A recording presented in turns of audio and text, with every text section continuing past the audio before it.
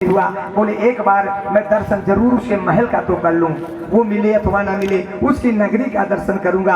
पत्नी ने मुझे आदेश दिया है, पत्नी के वचनों का पालन करने के लिए आए। क्या किया जाए, चला लाइट चली गई। आधा घंटा चलने देते हो गया, बस आधे घंटा और 10 मिनट, बस 5 मिनट में खत्म, 10 मिनट में उसके बाद आरती, बस आधा घंटा।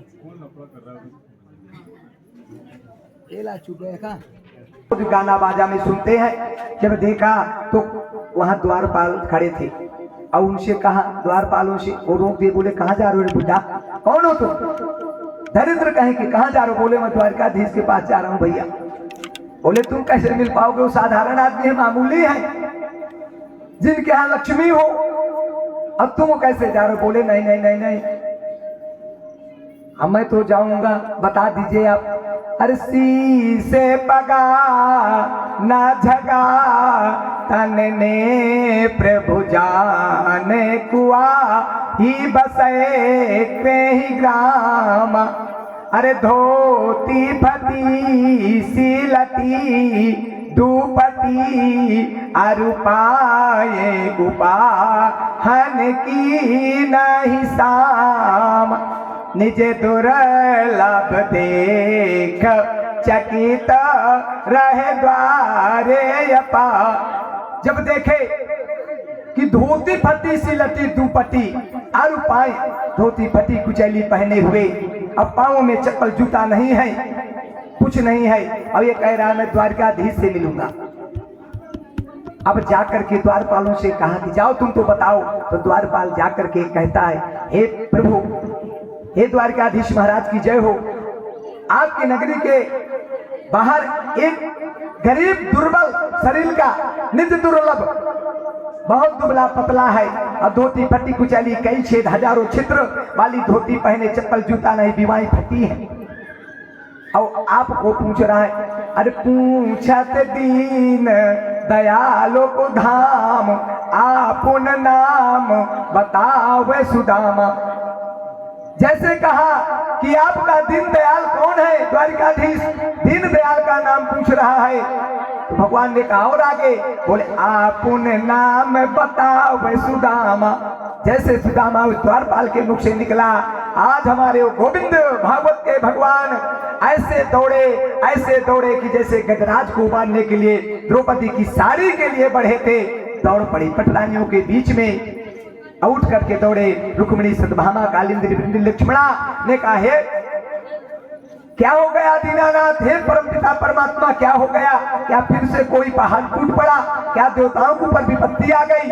क्या समुद्र मंथन फिर से करना है? बोले ना ना ना, आज तो मेरा बचपन का बहुत पुराना मित्र सुदामा, जो हम एक साथ पढ़ते थे और मैं उसको क्रोधवश श्राप दे दिया, आज वही मित्र मेरा सुदामा कई वर्षों के बाद मेरे से मिलने आया है।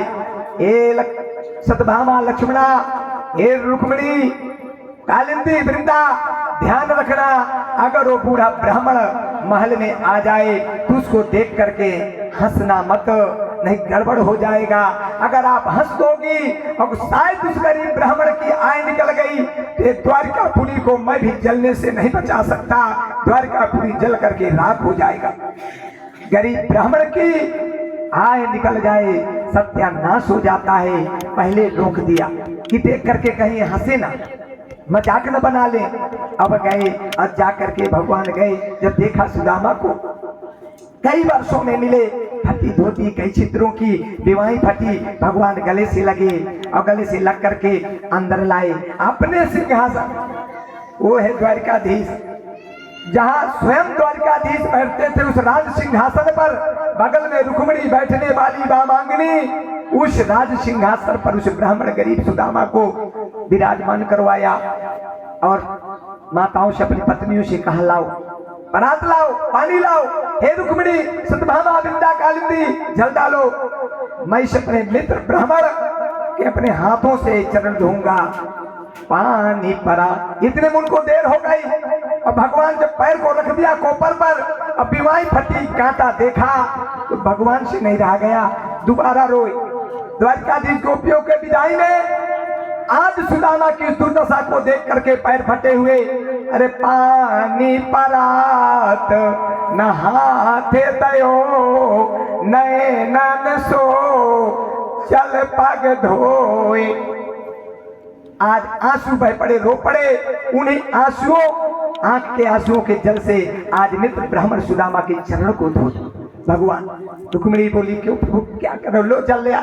बोले नहीं नहीं, ये वो मित्र है, ये मेरा ब्राह्मण हो, गरीब हो, भले कुछ हो, तो मेरे ये आत्मा है, आधार है, जगदाधार है। मैं तो इसको धो दिए। भगवान आज द्वारकाधीश हमारे नेत्रों के आंसू से अपने मित्र सुदामा के चरण को धोए, अपने पीतांबर से और पूछ रहे, कांटा निकाल रहे। सुदामा शर्माए, बोले मित्र मुझे बैठने दो, कोई बात नहीं, तुम ये क्या कर रहे हो, ये सब बड़ी बड़ी बैठी है, बड़े बड़े घरों की, अब तुम ये क्या करो। नहीं नहीं नहीं, ये मैं अपना कर्तव्य कर रहा हूँ, ये है हमारा भगवान, अपने भक्त के लिए क्या नहीं कर सकता। और हमारा आपका ये चरित्र कहाँ जा रहा है, थोड़ा बड़े बन गए तो सब कुछ हो गए। नहीं नहीं नहीं नहीं, भगवान से सीखना। आज गोविंद द्वारकाधीश उस ब्राह्मण, उस गरीब के लिए क्या नहीं किया। और जब बैठा दिए और बैठ गए, माताएं आई सब क्रमशः पैर पड़ने लगी। तो सुदामा जब देखा कि यार अरे लाइन लगी भीड़, ये और सुबह से शाम हो जाए, कैसे करूं। कन्हैया ये सब कौन है। बोले 16,108 पटनाहियां सब अपनी हैं। तो बोले ऐसा कर रे, एक ऐसा करके इनको कह दिए कई बार में हाथ जोड़ के प्रणाम कर लेना है, मैं तो मर जाऊंगा। ये इतने लाइन लगी कहो 2-3 दिन लग जाए प्रणाम करते करते।